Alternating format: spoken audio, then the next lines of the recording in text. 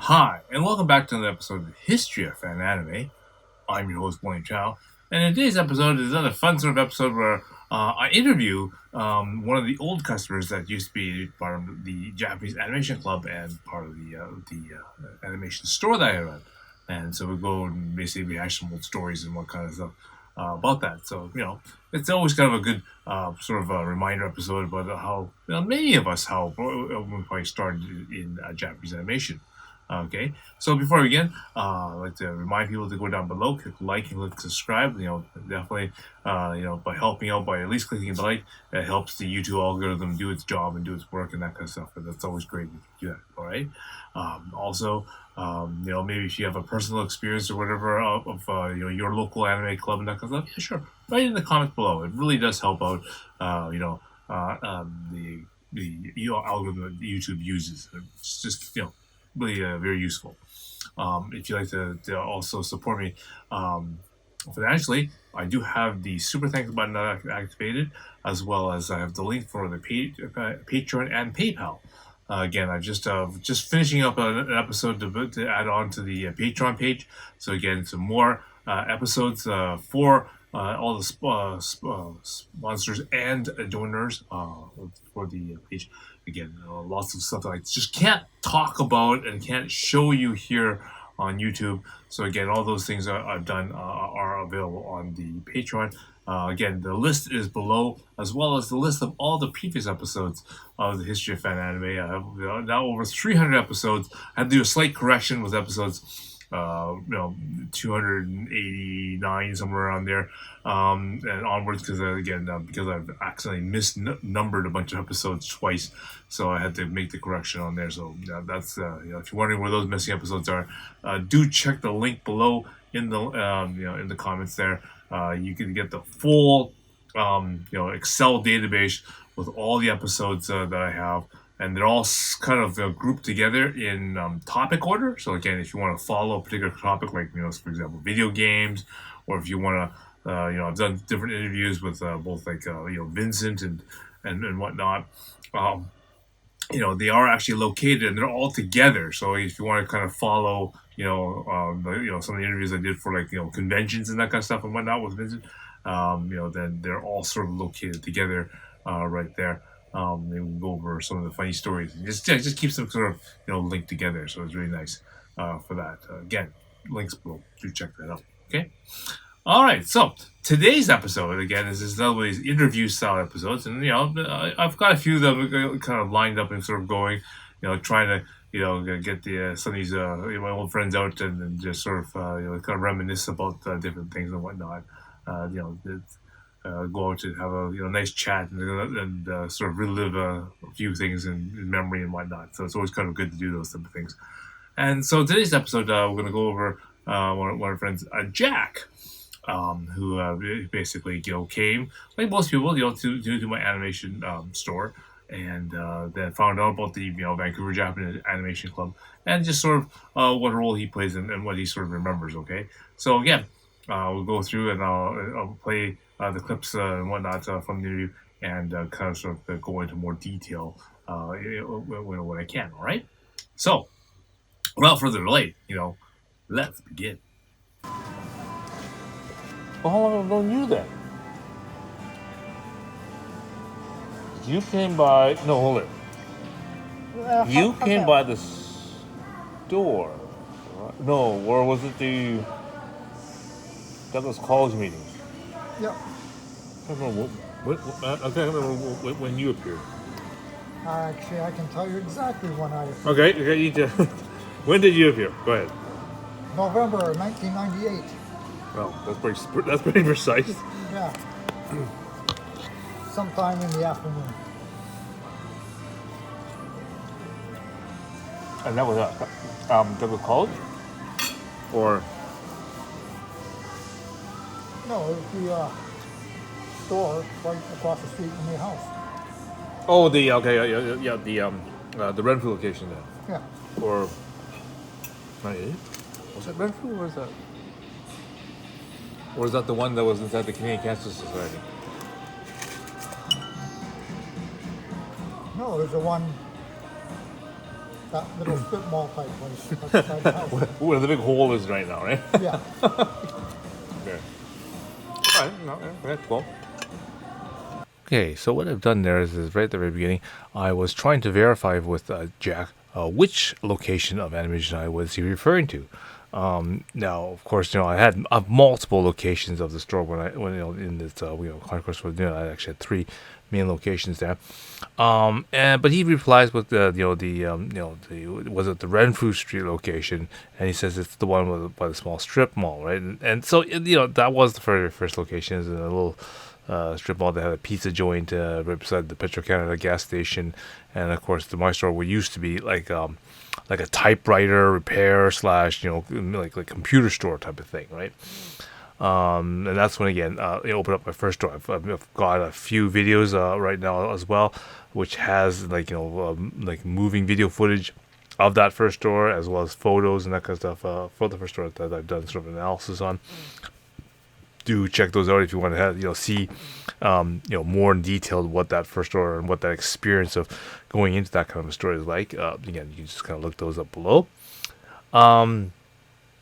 I just wanted to also verify that it wasn't like the second store, which is also a strip mall, but it was a city-owned strip mall, and one of the largest tenants in that strip mall at that time was the Canadian Cancer Society, BC/Yukon division, right? And they were just right across the hall from me, from the main entrance there, and very, very big location, a lot of professional people and that kind of stuff. It was very nice. The suite that I had there used to be a radio station, so we had soundproofing, like rooms, and it was very well laid out. Very nice location for sure. And again, I've also got a different customer count of that particular store. Again, I have also did another sort of a go through using the vlog of an AMV creator that came into my store, and again, I made an episode of that where gives you some visual clues of what it was sort of like in that store. So again, you might want to check that out as well. But as Jack said, confirmed, it was the first store he was, and that was in the back of 1998. And my reference is that is it the big hole in the ground, right? Not meaning that the store is a hole in the ground, but basically, quite literally, it was a hole in the ground. And I made an episode of that where some contractors had not only bought the gas station, the store, and all the residents' houses and that kind of stuff in that block. They basically, are basically knocked it all down, and they're now basically building a sort of mixed-use condo system. So basically, at the bottom level is going to be businesses and that kind of stuff, and offices, and then the top, maybe whatever 2, 3, 4, 5 floors are all going to be like residential condo suites. So right now, I did make a video of that them announcing that they pulled in the basically excavators, and they're basically knocking it down and basically digging a big, literally, hole in the ground for the underground parking. So that's my reference there. So there we go. That's a sort of introduction to the industry. Yeah. The reason being is, you used to see your advertisements in all the places where you rent DVDs and video games. And then, Because I remember at that time you were in Putnam still. Yeah. So that means, wasn't it that comic book store or whatever, or no, it was remember the video game store, Triple Play. I think so. Yeah, that's right. Right, because that was It was in Coquitlam. Yeah. Triple Play video games. That's right. Yeah. It was Right now there is a Starbucks. Yeah, I'm trying to remember. It's the guy who built all the Lego stuff. Rob. Remember when we go to the Peony sometimes, and there's a guy that makes that big a big city out of Lego. Yeah, his name is Rob. before he started making Lego cities, right? Like train sets and that out of Lego. He used to run Triple Play, or worked out there or whatever. Okay, so Jack makes a reference to the fact that he saw the information for the store through a flyer that he saw when he was at one of these video rental stores. And after a little bit of thinking, I'm thinking of which ones it might have been in his area, going in Coquitlam, and I'm thinking, oh yes, okay, there's probably one called Triple Play Video Games. It was basically one of our friends, both Rob and Tim. Yes, used to work there, and they basically helped us by basically having one of their flyers in their store. Now again, a flyer, again, this is prior to the internet era, or very close anyway, because he said 98, so you have to think we're in an environment of Windows 95, Windows 98, right? So very, very primitive version of Windows. So I mean, and a very primitive version of of the internet per se, right, as well. And so basically the way that we told people about the anime and that kind of stuff was through these paper distribution of paper flyers. I guess the same way that you would kind of advertise a sort of a local sort of garage band, playing at a nightclub or whatever, and whatnot. You would advertise for yourself by putting up little posters of the band and whatnot at record stores, and you on billboards and telephone poles and that kind of stuff, and whatnot. And that's how you would get the word out. And so advertising for our monthly meetings that we had out there at Trout Lake Community Center or the Douglas College was pretty much the same way. We'd basically distribute it out to media stores and comic book shops, video game shops. We put up things on bulletin boards in school campuses and that kind of stuff to basically let people know that, hey, every month we do have these anime meetings where you can come out and watch some anime, right? And so obviously Jack was able to see one of these things and come into the meetings. And I've done an episode about some examples of some of these flyers that we had there. The other thing I mentioned was the fact that the person I sort of remember from AAA was a person named Rob, and I remember after a while I didn't see Rob for a while after I closed Anime Jyanai, but I remember seeing him again, making these my son was interested in miniature railway and that kind of stuff, so we went to the P&E where they had this a railway show, right, where people would sell and display model railways, roads and that kind of stuff. And I think Rob took a spot in this show, and he made this massive Lego city, and he had this train that goes through the city, as well as he had all this other stuff moving and all this stuff. It was really actually quite a complex thing that he did. Obviously lots and lots of sets of Lego to build this thing, but so I remember seeing him there, and that was pretty cool. Sort of reference to see him back in there.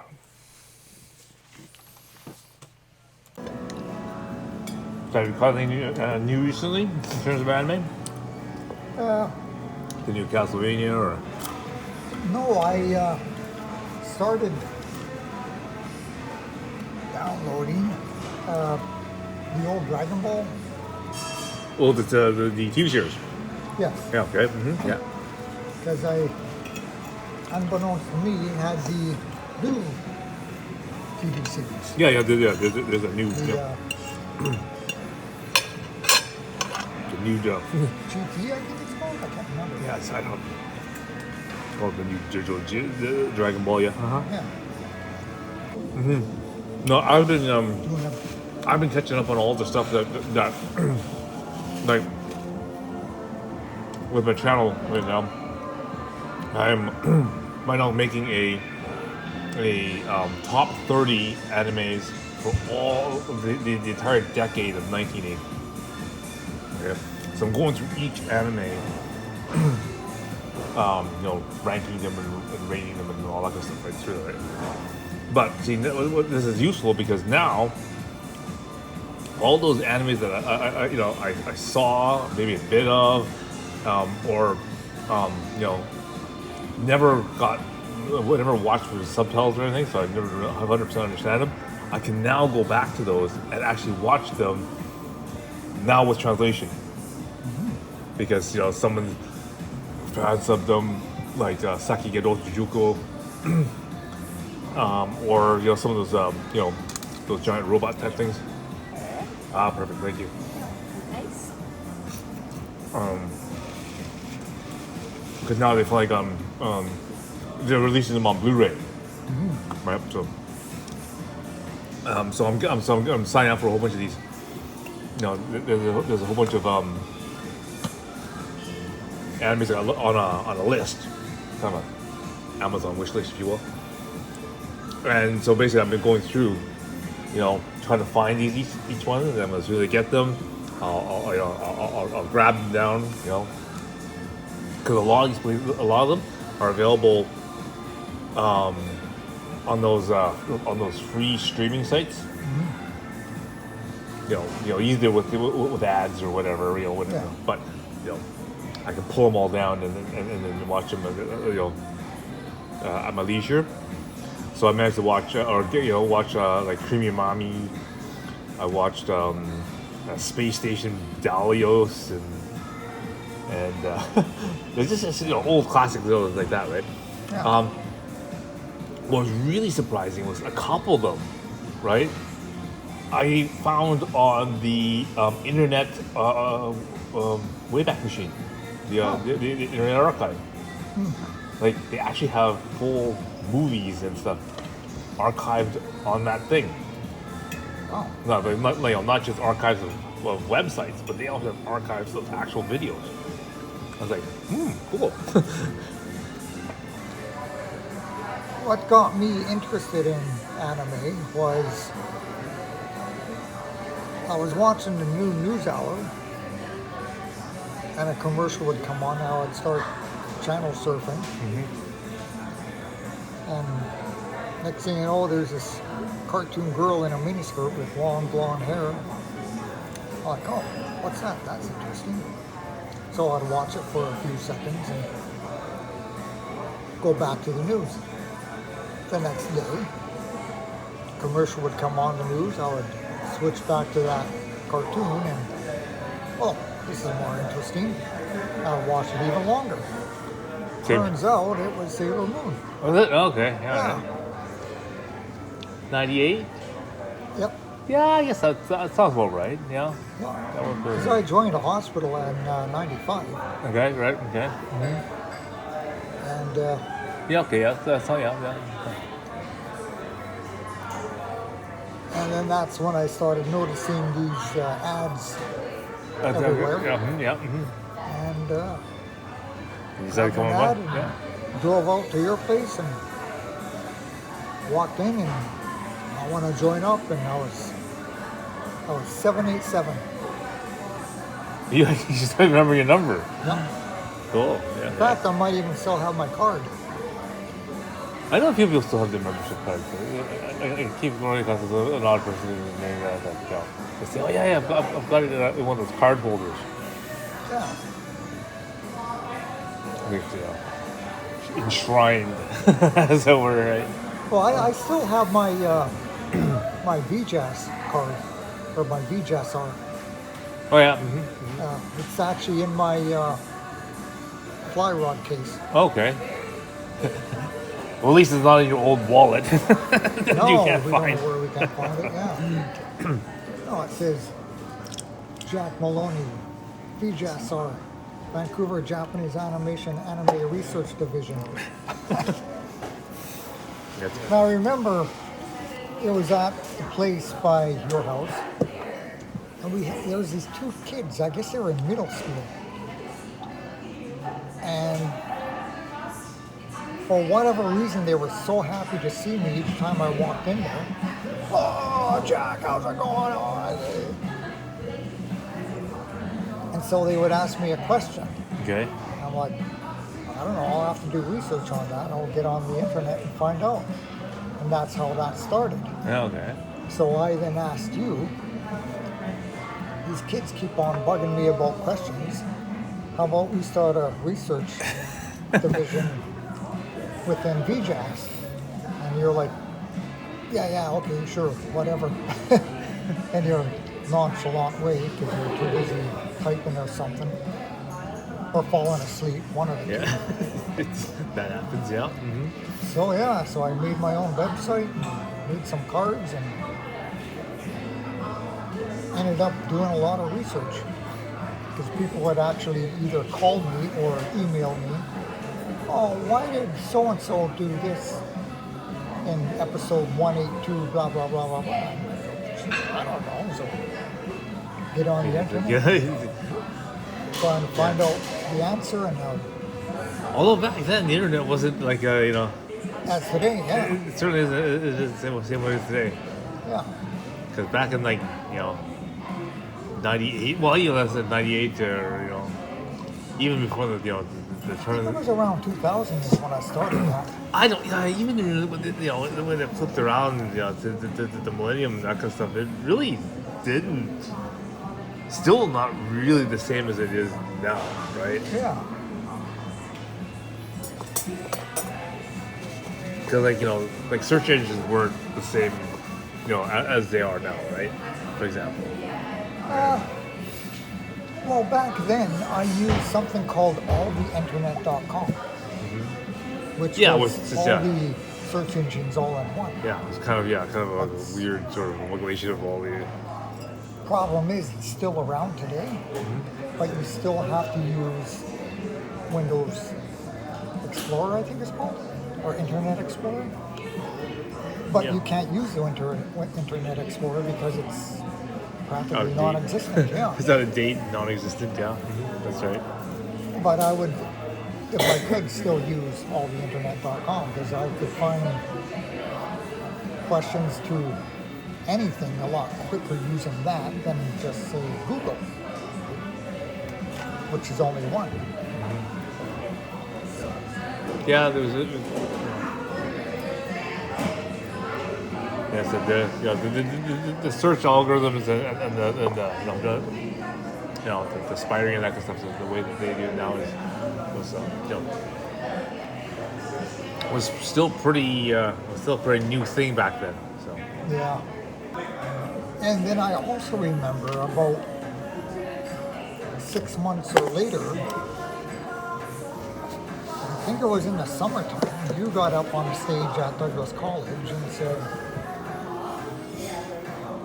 since we've got more than 1,000 members by BC law, we have to change our name from VJAC to VJAS because we now have to become a society. Oh no! Something like that. Who was it? It was someone who worked at CIBC on Main and Broadway, which it doesn't exist anymore, right? Corner of Main Street and Broadway. Okay. Yeah, there used to be a CIBC bank, which later got turned into Tim Hortons.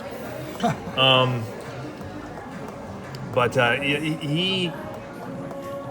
he was able to do all the paperwork and do all the stuff to get the club registered as a non-profit at the bank, so he could open up an account as a non-profit.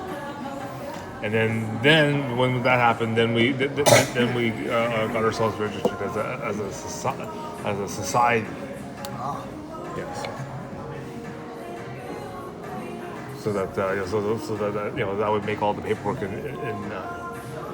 proper. So yes, that's that's when we basically went from being just a regular club to a society. And then now at our peak, weren't we at something like 51 or something, Something like that. I mean, I have a book, which I still have somewhere, which has all the people's names and that kind of stuff, and you know, it's numbered up by however people. Yeah, I think we got up to 1,400 or something like that. at least. Yeah. We were mighty. So yeah, we did go through a lot of members, that's for sure. Yeah. Yeah. All right, so I hope you found that kind of interesting, and it's always it. It's always good to get the from the other perspective of some of the people. Sometimes again, I'll be doing more of them as I get more people sort of into that and starting to deluge into more different topics and that kind of stuff when I get a chance to do that. So again, do stay tuned for that. There will be more. Right. So until next time, I will see you again.